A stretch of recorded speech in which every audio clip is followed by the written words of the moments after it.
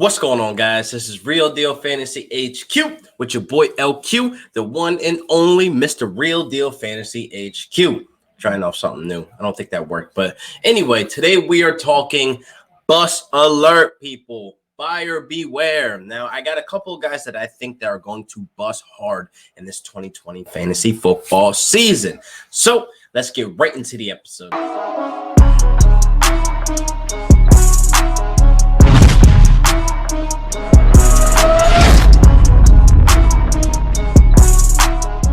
So first up, I got my man Raheem Mosert. Now for San Fran, they have a couple running backs in that stable, and this is solely why I believe he's going to bust, people. There's too many mouths to feed. You got Jared McKinnon coming back this season, who reconstructed his contract, coming back from an ACL. He was potentially supposed to be the guy going into, the 2018 season, but he was not able to perform dealing with injury in preseason. Of course, we hate preseason injuries, and I was the guy that drafted him in the 4th round. Thank you, McKinnon, for getting injured and destroyed my entire fantasy football year. But anyway, that's another conversation. Now, Raheem Mostert also has Tevin Coleman there, who's going to be wanting touches, and also Kyle Shanahan's go-to guy, his love boy, his love child, or whatever you want to call it.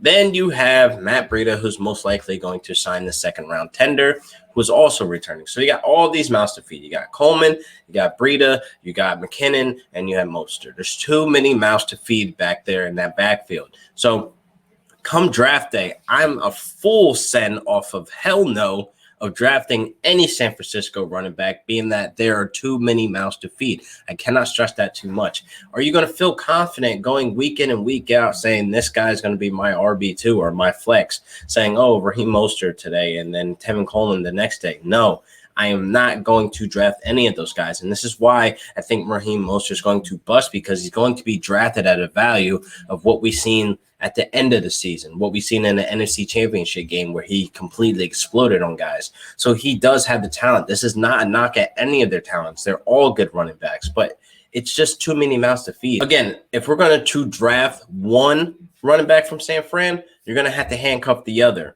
and then the other, and then the other. Have you ever heard of a 4-man handcuff? No, it's not going to happen, because even if you do handcuff freaking Tevin Coleman or Matt Breida or Jared McKinnon, which I don't, say to do ever. But anyway, it's like you're going to have 2 running backs from San Fran, and you're not going to draft the other 2. Are you going to be confident enough to put 1 and 2 in any week confidently, bringing in points, bringing in at least 10 to 15 points week to week? No, it's just not going to happen. So Raheem Mostert is definitely on my bust list. He's going to be the biggest bust being drafted at a high value. Right now, he's going in the 6th round in mock drafts, which is like asinine to me. I just cannot believe it, because the committee is there. It's in public. Like, it's visible. Like, we know this going into this year's draft. Like, it was visible last year when they kept bringing in other running backs. So it's like, what are you going to do? And the biggest slap in the face is what's going to happen in the NFL draft, and they draft another running back. It's going to be like, what the fuck? So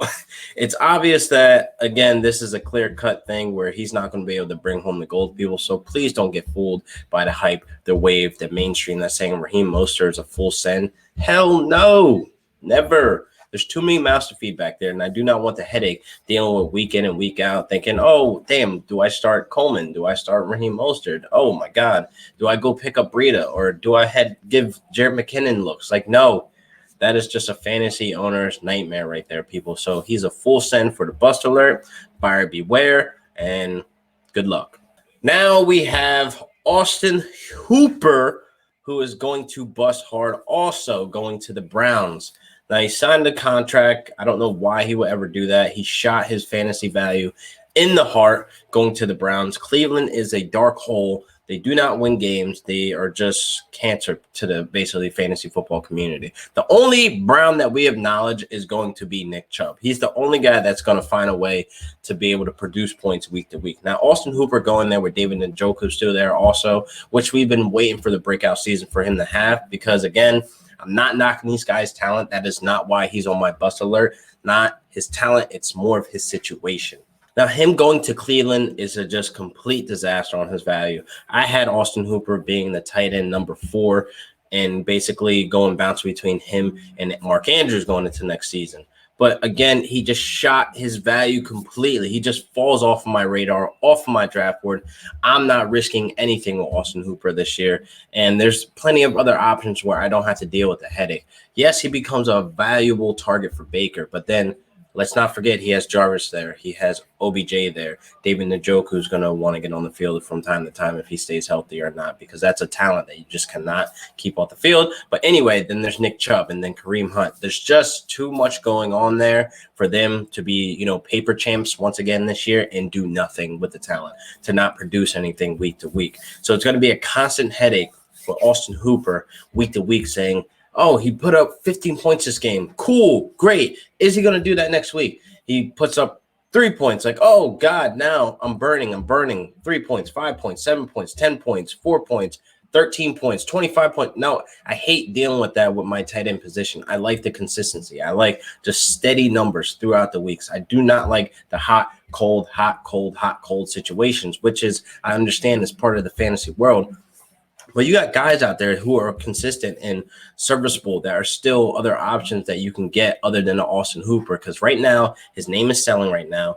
It's basically the hype right now with Austin Hooper. Basically, you wanted him to stay in Atlanta to be an option, to be able to excel. He was selling a lot of mid, but he was doing good mid. He was a good tight end. And it's like now he goes to Cleveland, just completely shot, bro. And I'm hands off, bro. So I'm all good, full send off my radar, and I'm good to go. Now, this kills me to even put this guy on my list, man. I really don't want to, but based on the situation and the moving pieces that's going on over there in LA, but Keenan Allen is going to be on my bust list. I know it's still early. There's a lot of things that could happen at that QB position, but I do not trust Tyrod Taylor. I do not trust Tyrod to throw the deep balls to Keenan Allen accurately and not overthrow him or underthrow him. I do not trust Tyrod to move the ball, to move that offense to where we can see Keenan Allen be a red zone target or an end zone target. I do not trust Tyrod at all being captain of that ship. I need them to go get a guy like Jameis or Cam Newton. Basically, with the Jameis and Cam Newton, this is how I look at it. So Tyrod is a Kmart version of Jameis Winston, and Jameis Winston is the Walmart version of Cam Newton, which is the Target version, basically, in that scenario. So I do not want them to go get those two guys, but I would rather they go get those two guys. I just don't want Tyrod week 1 being the starter. I do not want him the starter week 2, 3, 4, 5, 6, 7, 8, or whatever the case may be. I do not trust Tyrod Taylor. He is hurting Mike Williams' value. He's hurting Eckler's value. He's hurting Allen's value tremendously. And I have to put Keenan Allen on the bust list for the simple fact we know he's not going to mirror anything he's done in the past seasons with Tyrod as his quarterback. So in Tyrod, we do not trust. So with that being said, Chargers need to look to the draft, move up in the draft, to go grab one of those top prospects. Because right now, Keenan Allen's dealing with either they get an inexperienced rookie in the draft in the later rounds, or they move up wherever the case may be, or a Tyrod Taylor that we've seen do nothing basically in the last couple of years. He did nothing with the Browns. He did nothing with the Bills when he had Sammy Watkins and Robert Woods. So there you go. Tyrod has his chance. Tyrod had his time, and I do not believe he is the solution or key to anything moving forward in LA. So they're getting a new stadium with the Rams. They're sharing a new stadium with the Rams. Let me say that. Why not make a splash? Go get a guy. You had plenty of options. For you to say you're not signing a veteran in the offseason or in free agency or whatever it is, you're just slapping all the LA fans, the little bit that you have right now, that you're not going to get a quarterback that can run that offense. You just lost Phillip Rivers. Not saying he was the best thing out there, not saying he was bringing you guys Super Bowls or anything like that, but he was a serviceable quarterback that was giving Keenan Allen relevancy. He was giving Mike Williams looks. He was making all these guys around him relevant. Hunter Henry, Austin Eckler, even Melvin Gordon. So it's like, with Rivers gone, you need to find somebody that can either fill in his shoes or do better. And that's not what we're seeing over in LA right now. So with that being said, that is key to Keenan Allen right now, why he's on my bust list, that he's not going to mirror or even do anything close to what he's done in these past years to be a top 10 wide receiver, even top 5, I would say. maybe I'm reaching, but anyway, doesn't matter. He's going to turn into a T.Y. Hilton, where T.Y. Hilton just basically dropped off the face of the earth to be any relevance. T.Y. was like at wide receiver 3 some weeks, and it's like, cool, great, but is he a wide receiver 1 week to week? No. So I do not want this to happen in Keenan Allen. Such great talent, and I really had him high on my draft rankings. Whit Rivers still there, obviously, before he departed or whatever, moving his way to Indianapolis with the Colts. But it just sucks to have Keenan Allen on my bust list because I had high hopes for him going into this next season. So sorry, Keenan Allen, but you're going to bust. Next on my bust list is a guy that we had all high hopes for, people. We drafted to the moon for this guy. I even reached a couple of drafts last year for Kieran Johnson. 3rd time's the charm, right? No. So he's on my bust list solely on him not being able to stay healthy. He had the injury problems in college. He had the injury problems last season and the season before that, his rookie campaign, where he only played 10 games. He only played 8 last season. So it's kind of trending right now that he's injury prone. I could put that title on him now, being that he had the problems in college and he's bringing them to the NFL. He is injury prone. Let's just put that out there in the universe. Now, the Lions overall are a bad team to begin with. Matt Patricia is a terrible human being, and he just sucks at his job. So I do not see the Lions moving anything forward into the future of being a good football team, and they can't produce running backs at all. So it's kind of like there's really no hope for Kieran Johnson. And I know a lot of people are going to kill me for this, but I feel like I don't think anybody should draft him. Like he has no value. Like he brings nothing to the table week to week. He's just going to get injured. So it doesn't make sense to be grabbing a guy who's not available. His durability is at question right now. If he gets injured this year, I really think that the Lions are just going to just ship him off as fast as they can, or just have him forgotten, like a Theo Riddick or like a Amir Abdul. So it's like, you kind of got to understand this is what the Lions do. They haven't had a 1,000-yard rusher since Reggie Bush in 2013, and he put up 1,006 yards. So barely put up 1,000 yards. So since, fun fact, 1932 up to 2013, they only had 6 rushing running backs that hit 1,000 yards, people. Only 6. It's pretty bad out of like so many years since 1932. Look that up. Fun fact, Lions have not had a leading running back with 1,000 yards since 2013, Reggie Bush, and barely he did that. So with that being said, I don't want any Lions running back on my roster to bring home the gold, people. I'm 100% full send, no, hard pass. I'm good because there's no reason to have a guy who's going to be hurt.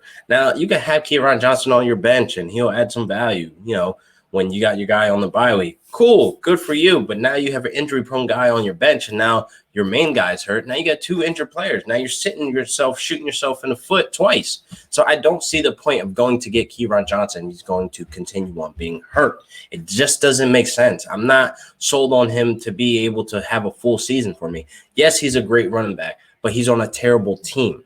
That's also something you need to understand. He's on a terrible team. The Lions are a bad team. They haven't had a leading rusher that hit 1,000 yards since 2013. So it's just the facts are there. So to go into this year's draft and grabbing Kieran, what are you grabbing him for? RB2, RB3 flex? It's like, I don't know what your lead standards are, but it's like, why are you drafting him? Just don't. Just hands off. Stay away. He's going to get hurt. He's injury prone. So with that title, with that knowledge of knowing that he's going to get hurt, it's kind of like you're shooting yourself in the foot the day that you draft him. So again, full send, hard pass. I'm good. Love, enjoy. So that was my episode today about bust alert. People that I think are going to bust in the 2020 fantasy football season. Of course, there's more players and more guys that we need to address that I think are going to bust as well. But these are the sole guys right now I think that needed to be addressed. So those were the 4 players. These are like, comment below on who you think is going to bust. Subscribe for your boy. Share the video. Show some love. And I'll see you guys next week for another great episode of Real Deal Fantasy HQ with your boy LQ. Peace.